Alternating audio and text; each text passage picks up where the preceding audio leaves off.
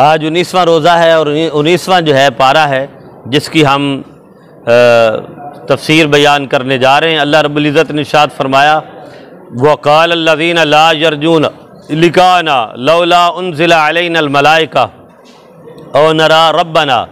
رب ذوالجلال نے ارشاد فرمایا کہ جنہیں ہماری ایسے لوگ جو یہ کہتے ہیں کہ ہم اللہ سے ملاقات ہی نہیں چاہتے، اللہ تعالیٰ سے ملنا ہی نہیں چاہتے، لیکن کب ملیں گے؟ لولا انزل علینا الملائکہ، جب وہ ہمارے اوپر فرشتے نازل کر دے، او نرا ربنا، یا ہم اپنے رب کو اپنی آنکھوں سے دیکھ لیں، خود دیکھ لیں۔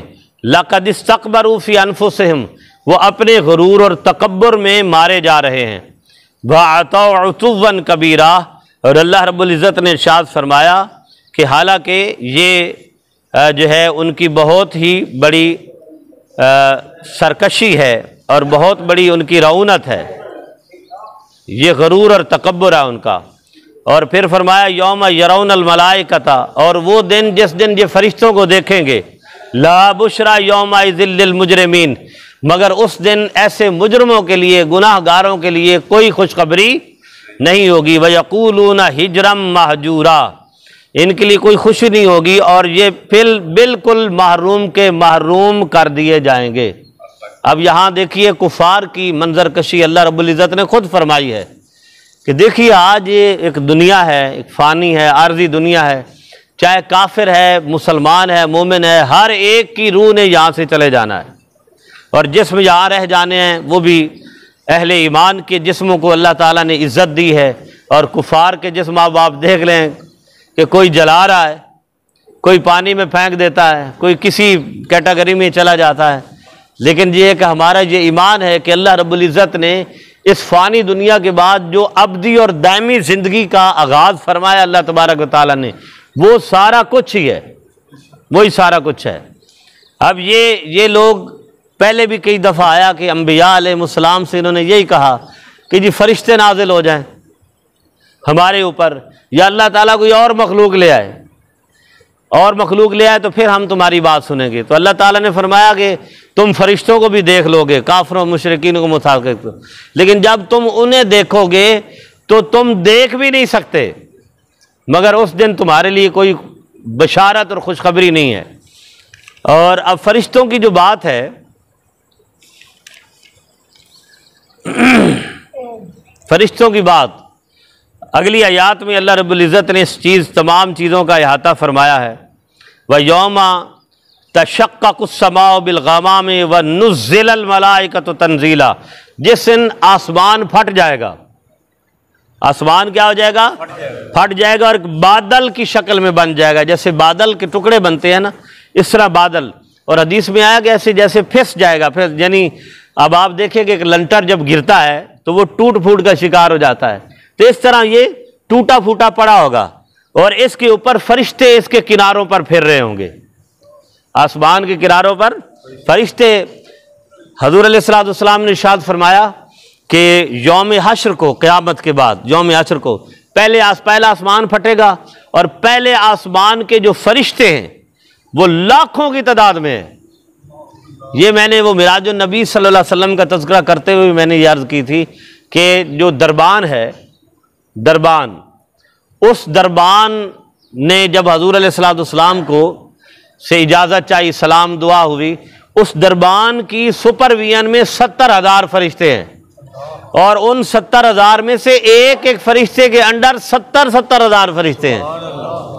اب آپ یہ دیکھیں کہ ایک آسمان کے فرشتے گن نہیں سکتے، تو حضور نے فرمایا آسمان پھٹے گا، وہ فرشتے نیچے اس آسمان پہ آ جائیں گے، پھر دوسرا پھٹے گا اس کے فرشتے، پھر تیسرا پھٹے گا اس کے، یعنی 7 آسمان پھٹ جائیں گے، اور ان کے فرشتے بھی انہی آسمانوں پر ان کے کنارے کنارے آ جائیں گے۔ اور فرمایا جب سے اللہ نے مخلوق بنائی، یعنی آدم علیہ السلام سے لے کر قیامت کے آخری بندے تک جتنی مخلوق ہوگی، ان سے بھی زیادہ اللہ کے فرشتے ہوں گے۔ اب آپ یہ دیکھ لیں کہ کتنی مخلوق ہے، اللہ کی کوئی گنتے نہیں سکتا، لیکن ان سے زیادہ بھی فرشتے ہوں گے۔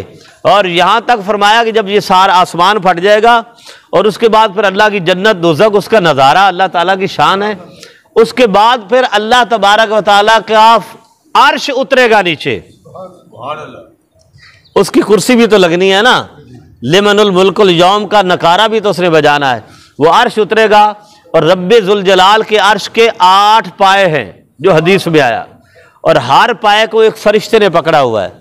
یعنی 8 فرشتے جو ہیں اللہ کے عرش کو جو ہے وہ تھامے ہوئے ہوں گے, اور رب ذوالجلال اپنی شان کے مطابق اپنے عرش پر براجمان ہوگا. اسی عرش پر کرسی رب ذوالجلال کی لگے گی جہاں وہ ترازو سجائے گا.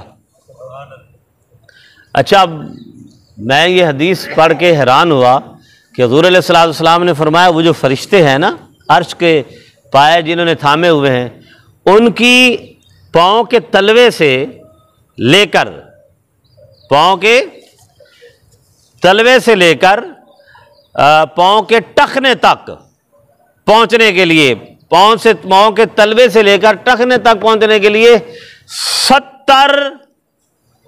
70 سال کا راستہ ہے. یعنی آپ ان کا حجم دیکھیں کہ ایک پاؤں کے تلوے سے اگر انسان چلنا شروع کرے اور ٹخنے تک پہنچے تو کتنے سال لگتے ہیں؟ پھر فرمایا ٹخنے سے پنڈلی تک 70 سال, پنڈلی سے گھٹنے تک 70 سال, اور گھٹنے سے اوپر ناف تک 70 سال. پھر اسی طرح یہاں تک فرمایا کہ یہ جو ٹھوڑی ہے نا, ٹھوڑی, یہ اس سے ناک تک جانے تک 70 سال. یعنی اتنے فرشتوں کے حجم ہیں.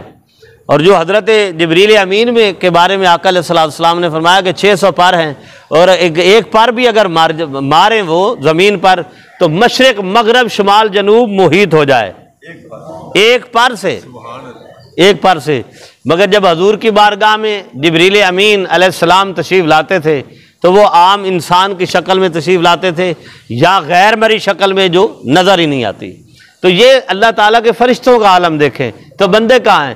تو اس حدیث کو بیان کر کے حضور نے فرمایا کہ یہ لوگ کافر مشرک کہتے ہیں کہ اللہ تعالیٰ ہمارے پاس فرشتے نازل کر سکتا, تو فرشتوں کو تو دیکھ ہی نہیں سکتے, اور اگر فرشتوں کو دیکھتے تو ان کے حجم کا عالم یہ ہے, تو بندے کا حجم کیا ہے, بندے کا حجم کیا ہے. اور فرمایا کہ قیامت کے دن جب فرشتوں کو دیکھیں گے تو یہ کہیں گے اوہو یہ تو بڑی بڑی عجیب مخلوق ہے, یہ تو بڑی نورانی مخلوق ہے. تو اس منظر کشی کو اللہ تبارک و تعالیٰ نے بیان فرمایا ہے. اور اب آپ یہ دیکھیں چھوٹی سی قبر ہوتی ہے دیکھنے میں, لیکن آقا علیہ الصلوۃ والسلام نے ارشاد فرمایا کہ بندہ مومن کی قبر اتنی کھلی کر دی جاتی ہے جہاں تک اس کی نظر جاتی ہے, جہاں تک اس کی نظر جاتی ہے.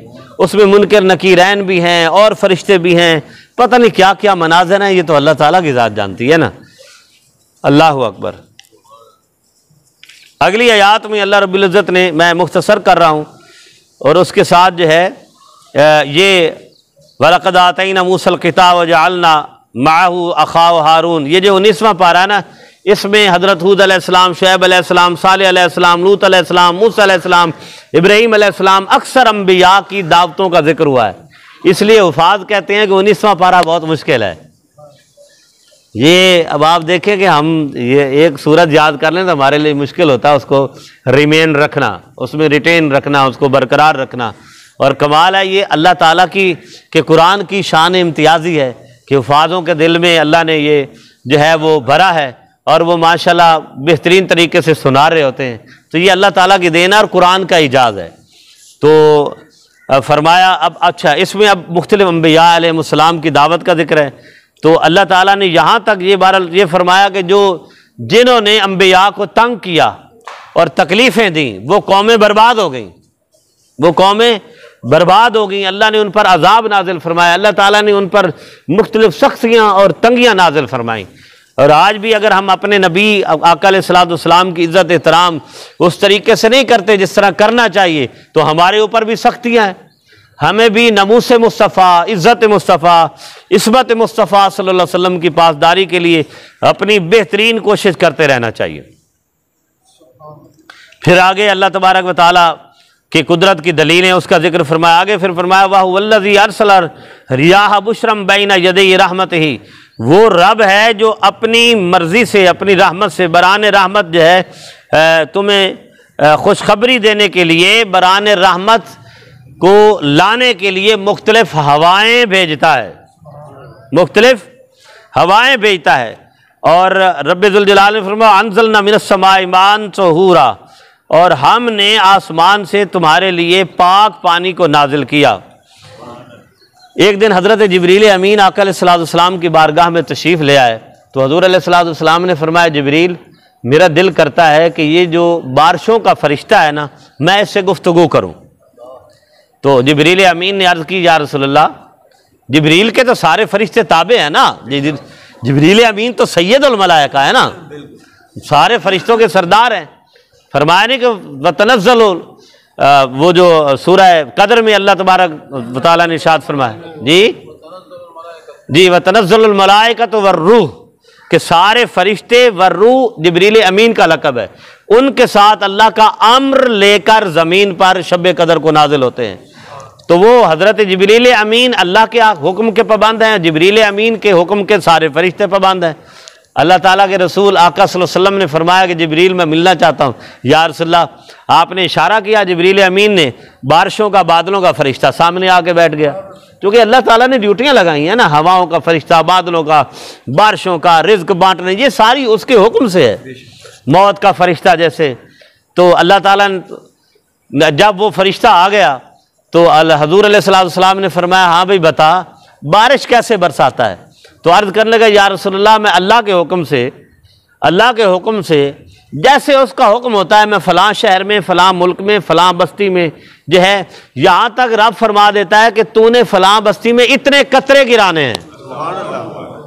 یہ جیسے ہلکی سی بعض اوقات بوندا باندی ہوتی ہے، یہ چند قطرے گر کے بعض اوقات مہینہ بارش ہی نہیں ہوتی، تو یہ اللہ کا امر ہے۔ فرمایا عرض کیا کہ یا رسول اللہ اگر اللہ مجھے فرماتا ہے کہ فلاں جگہ پر صرف چند بوندیں گرانی ہیں تو میں اتنی ہی گراتا ہوں، اور جہاں فرماتا ہے کہ موسلا دھار بارش برسانی ہے وہاں برسا دیتا ہوں۔ لیکن عرض کرنے لگے کہ یا رسول اللہ صلی اللہ علیہ وسلم لیکن مجھے شکوہ یہ ہے کہ لوگ جو ہے اللہ تبارک و تعالیٰ کی ذات کو شتم کرتے ہیں، اللہ تعالیٰ کی ذات کی نافرمانی کرتے ہیں کہ رب نے ہمارے اوپر بارش ہی نہیں برسائی۔ تو یا رسول اللہ میں کیا کروں، اللہ نے جتنا حکم دینا میں نے تو اتنی برسانی ہے۔ جی یہ اس جو ہے ذیل میں امام ابن کثیر نے اس روایت کو آپ لائے کہ جہاں فرمایا والذی ارسل الریاح بشرا بین یدی رحمتہ، اللہ تعالیٰ کی رحمت سے ہوا جو ہے بارش برسانے کے لیے تمہاری طرف چل کر آتی ہے۔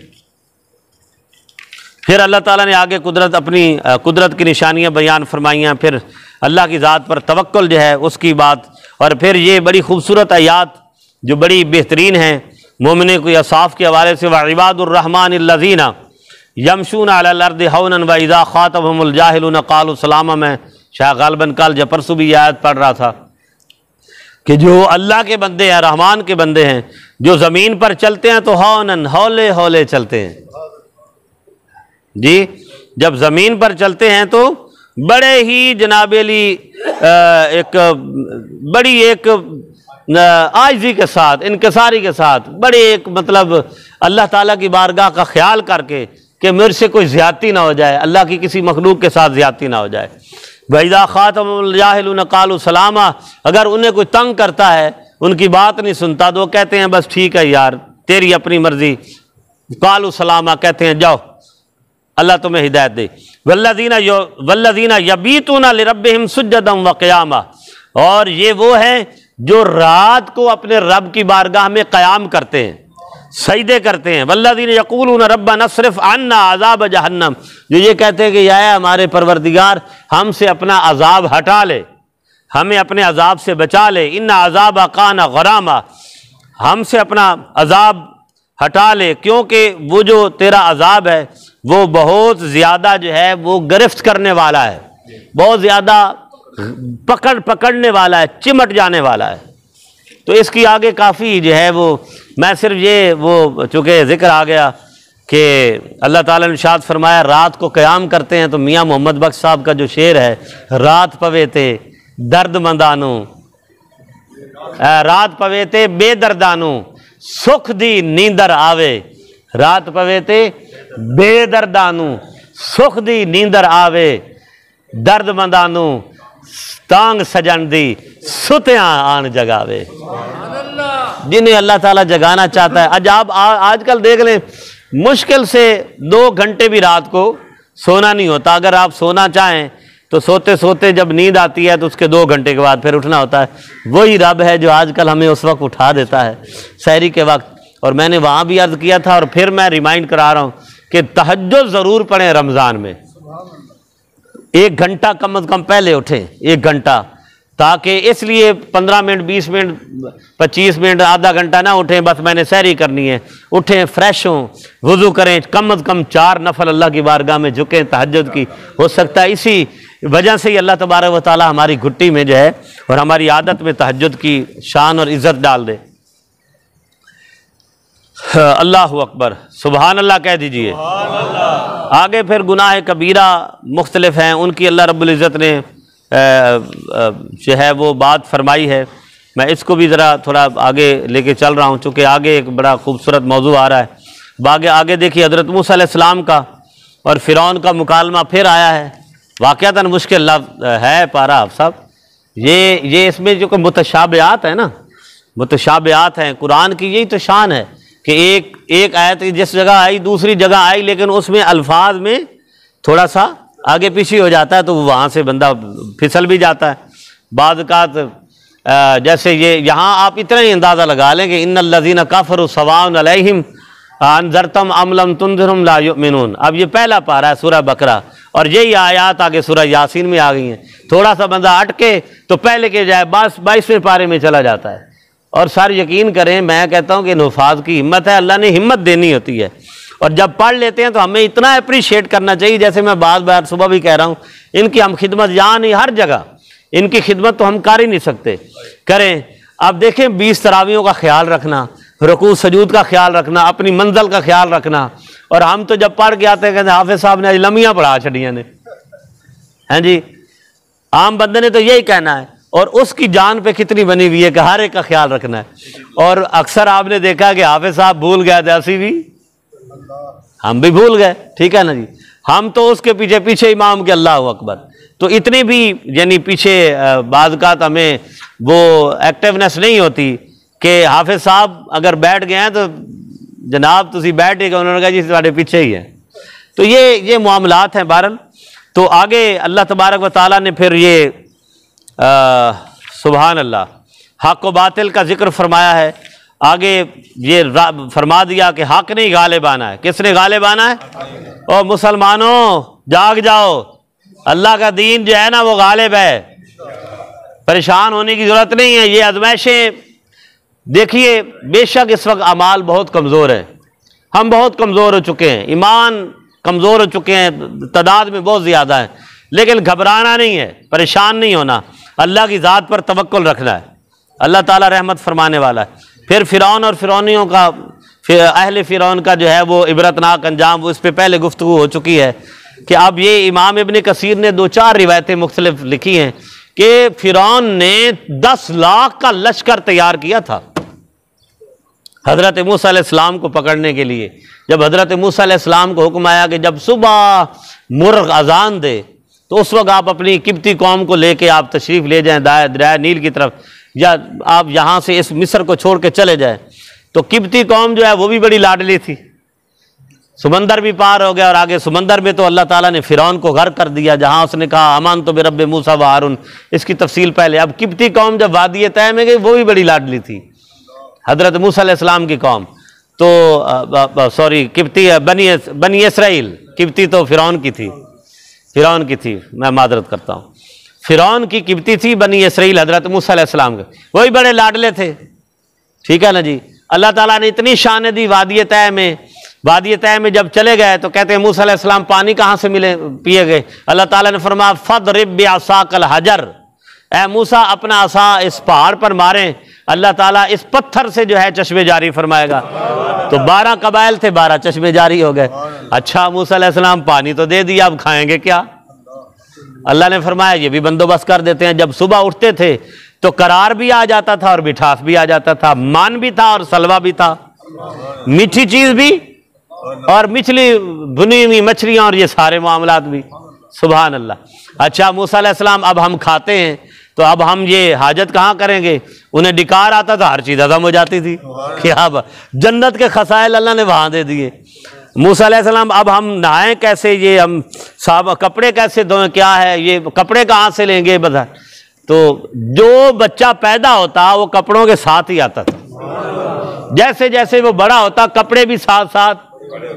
اتنا کچھ دینے کے باوجود بھی اب اللہ نے حکم نازل فرمایا کہ اے موسیٰ اب یہ جو بیت المقدس ہے نا، بیت المقدس، اس کی جو فتح اور نصرت ہے تیری قوم کے مقدر میں کر دی ہے، تو اپنی قوم کو لے جاؤ اور وہاں جا کے ایک ظالم قوم رہتی ہے جو تو شرک پسند ہے، مشرک ہے، اس کو جو ہے وہ شکست دو اور اللہ کا دین جو ہے وہاں بلند ہو. تو آپ موسیٰ علیہ السلام نے جب کہا تو انہوں نے اتنی کچھ ملنے کے باوجود، اتنی نعمتیں ہونے کے بعد کیا کہتے ہیں، اذهب انت وموسیٰ اذهب انت وربک انا ہاؤنا قائمون. موسیٰ علیہ السلام آپ جائیں اور آپ کا رب جانے، اسی تو اتنے ہی بیٹھے ہیں. یہ نافرمان ہے شروع سے ہی بنی اسرائیل، اور آج بھی نافرمانی ہے. اب آپ دیکھ لیں یہی بنی اسرائیل ہے، یہودی کیا کرتے پھر رہے ہیں. ان کو احساس نہیں ہے کہ لوگوں کو قتل کیے جا رہے ہیں، پریشانیاں ہیں، تکلیفیں ہیں، اذیتیں ہیں، پوری دنیا کو انہوں نے مقروض کر لیا ہے، اپنے قرضے میں جکڑ لیا ہے. لیکن رب ذوالجلال کی مخلوق ہے، اس نے خیال تو کرنا اپنی مخلوق کا. تو یہ اس وقت بھی نافرمان تھے، آج بھی نافرمان ہے. اللہ اکبر. آگے پھر آگے میں ذرا تھوڑا سا چلنا چاہ رہا ہوں. آگے حضرت سلیمان علیہ السلام کا جو تخت تھا اس کا چونکہ ذکر اس میں آیا ہے تو وہ تھوڑی سی چیزیں پیچھے رہ گئی تھی، میں نے کہا جب یہ آئے گا تو انشاءاللہ میں بیان کروں گا. اب اس میں حضرت صالح علیہ السلام کا معجزہ بھی آ گیا. حضرت صالح علیہ السلام کی قوم کو بار بار تبلیغ کرتے کرتے کہنے لگا نہیں ہمیں کو معجزہ دے دو. تو ایک پہاڑی کے قریب آپ کھڑے تھے، بستی کے قریب پہاڑی تھی، تو فرمایا کیا کیا معجزہ چاہتے ہو؟ اچھا موسیٰ علیہ السلام ہم آپ پر ایمان لے آئیں گے، آپ کے رب پر. اسی پہاڑی سے کوئی جانور نمودار ہو جائے. حضرت صالح علیہ السلام حضرت صالح علیہ السلام سے کہا اسی پہاڑ سے کوئی جو ہے وہ جانور. تو حضرت صالح علیہ السلام نے جو ہے اللہ کی بارگاہ سے دعا مانگی تو اس پہاڑ سے اونٹنی نکل آئی. جب اونٹنی نکل آئی تو اب وہ اونٹنی بھی اللہ تعالیٰ کی نشانی تھی جو قرآن نے فرمایا. تو حضرت صالح علیہ السلام نے کہا ہے میری قوم اب یہ اونٹنی تو آ گئی ہے لیکن یہ تمہارے لیے اور اللہ کی چونکہ نشانی ہے، یہ متبرک ہے. پھر بھی آدھے ایمان لے آئے، آدھوں نے کہا نہیں ابھی رہنے دے. آدھے لے آئے ایمان، آدھے نہ لے آئے. پھر حضرت صالح علیہ السلام نے اللہ کے حکم سے فرمایا کہ یہ جو چشمہ ہے نا، اس سے ایک دن یہ اونٹنی پانی پیے گی اور ایک دن آپ کی قوم پانی پیے گی. کافی عرصہ چلتا رہا. آخر انہوں نے پھر وہ اللہ کی نافرمانی کی اور اس اونٹنی کی کونچیں نیچے کاٹ ڈالی. تو فوراً جو ہے جو ہی کاٹ ڈالی، آندھی طوفان چلا، زمین پر زلزلہ آیا اور سارے وہاں تباہ و برباد ہو گئے. اللہ تعالیٰ کی جو دیکھیں جو شاعر اللہ ہے نا، اللہ تعالیٰ کی جو شان ہے. ہم تو یہ کہتے ہیں کہ کعبۃ اللہ بھی اللہ کی شاعر میں ہے، اللہ کا گھر ہے. روضہ رسول بھی شاعر اللہ ہے. ٹھیک ہے نا. مسلمانوں مضبوط ہو جاؤ، کوئی کافر اس کو انگلی کا اشارہ بھی نہیں کر سکتا. جو کرے گا رب اس کی انگلیاں بھی کاٹ دے گا، اور اس نے کر کے دکھایا ہے. آگے پھر حضرت شعیب علیہ السلام اور پھر حضرت لوط علیہ السلام کی دعوت. اللہ اکبر. پھر آگے حضور علیہ السلام کی اللہ تعالیٰ نے بات فرمائی ہے. پھر یہ انبیاء علیہ السلام کا یہ جو تذکرہ بار بار، اور یہ کافروں کا کہنا لے آؤ عذاب رب کا، لے آؤ عذاب، لے آؤ. تو جب وہ دعوت عذاب دیتے تھے تو اللہ تعالیٰ انہیں اپنے عذاب میں مبتلا بھی فرما دیتا تھا. پھر یہ کوہ صفا کی اللہ تعالیٰ نے جو فرمایا وَأَنذِرْ عَشِيرَتَكَ الْأَقْرَبِينَ، اے میرے حبیب صلی اللہ علیہ وسلم اب اپنے قریبی رشتہ داروں کو جو ہے وہ اللہ کی توحید کی طرف بلاؤ. تو پھر کوہ صفا پر بھی حضور علیہ السلام نے بلایا، اپنے گھر میں بھی دعوت دی. لیکن حضرت علی فرماتے ہیں 3 دن مسلسل حضور بلاتے رہے، آتے کھانا کھا کے چلے جاتے. لیکن اللہ کی شان یہ ہے کہ آقا صلی اللہ علیہ وسلم ایک چھوٹا سا دودھ کا مٹکا اور ایک بکرے کی ران، یہ آپ چھوٹی سی ہانڈی میں پکوا دیتے اور رکھ دیتے. اور حضرت علی فرماتے ہیں میں سارا اہتمام کرتا تھا، چونکہ حضرت علی بھی اہل اقربا میں تھے، حضور کے سارے چاچا بھی اور سارے کزن، اور مطلب کم از کم 100 کے قریب افراد، سارے بنی ہاشم قریش سارے. اور ان میں ایک جو ہے ایک شخص بکرا کھا جانے والا تھا، ایک شخص بڑا بڑا دودھ کا مٹکا پی جانے والا تھا. لیکن حضور علیہ الصلوۃ والسلام ایک دودھ کا مٹکا رکھتے اور تھوڑی سی ہنڈیا میں سالن پکا کے رکھتے، بوٹی اٹھاتے چبا کے اس میں ڈال دیتے اور دودھ پیتے اس میں گھٹی ڈال دیتے، اور جب سارے کھا پی کے چلے جاتے سالن بھی اسی طرح رہتا، دودھ بھی اسی طرح رہتا۔ اللہ اکبر۔ لیکن ان کے مقدر میں اسلام نہیں تھا۔ بعد میں پھر دھیرے دھیرے آپ کو پتہ ہے اعلان نبوت کے بعد پھر جن کے مقدر میں تھا 7 سن نبوی کو حضرت امیر حمزہ رضی اللہ تعالیٰ عنہ جو ہے وہ مسلمان ہوئے، اور پھر فتح مکہ کے دن جو ہے آقا صلی اللہ علیہ وسلم کے چچا حضرت عباس رضی اللہ تعالیٰ عنہ، عباس ہوتے پڑے گئے بدر سے۔ جی وہ تو میں فتح مکہ کی بات کر رہا ہوں صاحب۔ سر وہ میں کہنا ہے کہ فتح مکہ بعد جو ہے جی جی میں مسلمان ہونے کی، اسلام قبول کرنے کی بات کر رہا ہوں۔ وہ پڑھ کے لے آنا۔ ہاں جی، حضرت عباس رضی اللہ تعالیٰ عنہ پھر بعد میں فتح مکہ کے دن پھر مسلمان ہوئے۔ تو یہ آقا علیہ الصلوۃ والسلام کی جو دعوت ہے اس کا یہ احوال اللہ تعالیٰ نے بیان فرمایا ہے۔ پھر آگے جو ہے حضرت موسیٰ علیہ السلام کی پھر یہ اللہ تبارک و تعالیٰ نے بات فرمائی ہے۔ پھر حضرت داؤد علیہ السلام اور سلیمان علیہ السلام پر جو اللہ تعالیٰ نے یہ احسانات فرمائے، اور سلیمان علیہ السلام کے جو ہے وہ سارے واقعات پیچھے بیان کر دیے تھے۔ وہ ہدہد کا واقعہ رہتا تھا جس میں حضرت سلیمان علیہ السلام کا تخت، اس کے اوپر کم از کم لاکھوں لوگ، روایات میں یہ آتا ہے کہ اس تخت کے اوپر سامنے حضرت سلیمان علیہ السلام کی کرسی لگتی تھی، اس کے بعد سامنے جو ہے وہ انسان ہوتے تھے یعنی اہل ایمان، اس کے پیچھے جن ہوتے تھے، جنوں کے پیچھے پھر جانور ہوتے تھے، جانوروں کے پیچھے پھر چرند پرند ہوتے تھے، سارا ایسے تخت جو ہے نا لگتا تھا اور وہ ہوا میں اڑتا تھا، ہوا میں اڑتا تھا۔ تو ہد اس کا کام یہ تھا کہ جب کبھی جنگلوں میں حضرت سلیمان علیہ السلام کا تخت اترتا تو یہ اس کو حضرت سلیمان علیہ السلام حکم دیتے کہ پانی تلاش کرو، یہ پھر ڈبکی لگا کے پانی تلاش کرتا، اور جہاں کہتا کہ پانی، اللہ کے نبی حضرت سلیمان علیہ السلام فرشت جنوں کو کہتے چلو بھائی کھودو کنواں، جا آنن فانن وہ کنویں کھود دیتے تھے، وہ کنویں کھود دیتے تھے، اور غیب کی یعنی دور دراز جو ہے وہ پھر جن بتاتے تھے حضرت سلیمان علیہ السلام کو کہ فلاں راستہ ایسا ہے، فلاں معاملہ ایسا ہے، فلاں شخص ایسا ہے، فلاں یہ سارے، اور اللہ تعالیٰ کے حکم سے ہی سارا کچھ ہوتا تھا۔ تو ہد ایک دفعہ پانی کی تلاش ہوئی تو ہد ملا نہیں، تو حضرت سلیمان علیہ السلام نے فرمایا وَتَفَقَّدَ الطَّيْرَ فَقَالَ مَا لِي لَا أَرَى الْهُدْهُدَ أَمْ كَانَ مِنَ الْغَائِبِينَ۔ حضرت سلیمان علیہ السلام نے فرمایا کہ کیا بات ہے، میں ہدہد کو نہیں پاتا، مجھے نظر نہیں آ رہا، وہ کہیں غائب تو نہیں، لا اعذبنہ عذابا شدیدا او لا اذبحنہ او لا یاتینی بسلطان مبین۔ فرمایا کہ میں آئے گا نا تو اسے عذابا شدیدا، سخت سزا دوں گا، یا تو میرے پاس کوئی عجیب خبر لے کے آ جائے، کوئی اپنا عذر اگر صحیح اس نے پیش کر دیا نا کہ سلیمان علیہ السلام میں فلاں جگہ پھنسا تھا، پھر تو معافی ہے، ادروائز معافی کوئی نہیں۔ جب ہدہد آیا تو آتے ہی پتہ تھا کہ بابا جی آج ناراض نے، آتے ہی کہا کہ آپ مجھے معاف فرما دیں، آج آپ کے لیے بہترین خبر لے کے آیا ہوں کہ ایک جگہ ہے جس کا نام ہے سبا، جس کو سبا کہتے ہیں اس ملک کو، ملک سبا، اس پر ایک عورت آپ کے ہوتے ہوئے، اللہ نے آپ کو پوری زمین پر بادشاہی دی ہے، آپ کے ہوتے ہوئے ایک عورت جو ہے وہ تخت نشین ہے، اور لاکھوں لوگ جو ہیں اس کے تابع، لاکھوں لوگ اس کے تابع ہیں۔ حضرت سلیمان علیہ السلام نے فرمایا اچھا، میرے ہوتے ہوئے ایک عورت جو ہے وہ کیسے تخت نشین ہو سکتی ہے؟ تو اس کا جو ملکہ بلقیس کا تخت تھا اس کے بارے میں یہ آتا ہے کہ صبر تک کر لا یار، میں دسن لگا پھر تیرے تو پوچھ لیں گے حافظ۔ اچھا، اب یہ آیا کہ اس کے جو مشیر وزیر تھے، وہ جو خاص مشیر تھے وہ تھے 312 مشیر وزیر تھے، اور ہر ایک کے متاحت 12,000 بندہ ہوتا تھا جس کا اس نے وہ خیال کرنا ہوتا تھا، اور یہ صنعا سے 3 میل فاصلے پر، صنعا بھی یہ مدینہ پاک کے قریب ہے، تو 3 میل کے، اور یہ شام کے راستے جی، اور اس کے ساتھ اس کا جو تخت تھا وہ 120 فٹ اونچا اور 60 فٹ چوڑا، جو امام ابن کثیر نے لکھا ہے 120 فٹ اونچا اور 60 فٹ چوڑا۔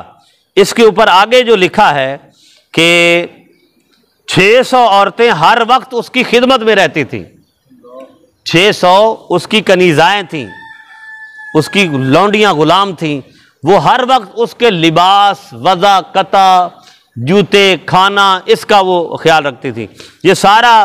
اور پھر اس کے بعد صبح شام اس کو سجدہ ہوتا تھا، صبح بھی اور شام کو بھی۔ اب ہدہد نے جب یہ بتایا تو میں اختصار کے ساتھ اب آگے جو ہے جا رہا ہوں۔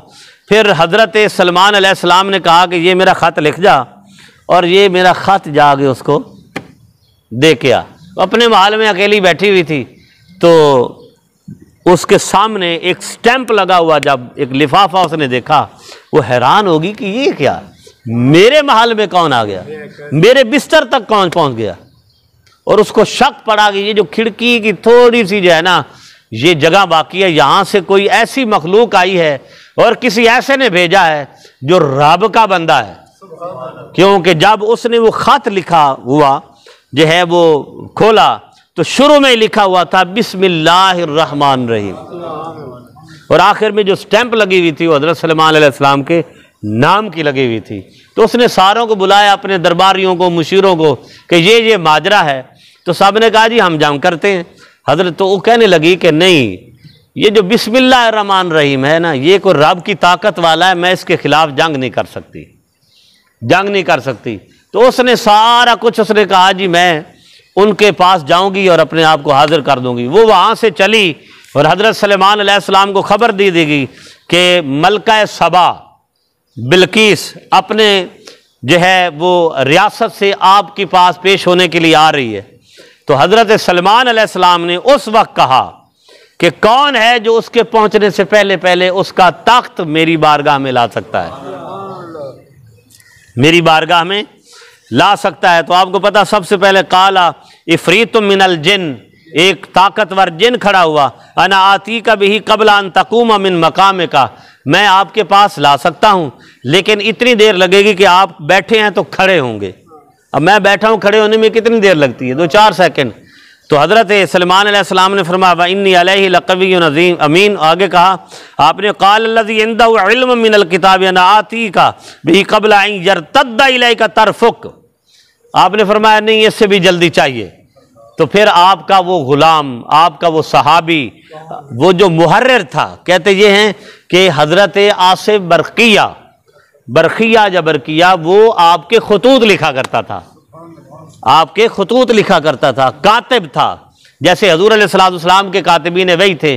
تو یہ جب بھی اللہ کی بارگاہ سے احکام آتے تھے حضرت آصف برقیہ وہ احکامات لکھتے تھے۔ انہوں نے کہا کہ حضرت آپ ایسے آنکھ جھپکیں گے تو ملکہ بلقیس کا تخت آپ کے سامنے ہوگا، اور یہی ہوا، ایسے زمین سے تخت سامنے آ گیا۔ اور پھر ملکہ بلقیس آگے تو بہت زیادہ جو ہے اس کے ہیں کافی تفاصیل ہیں۔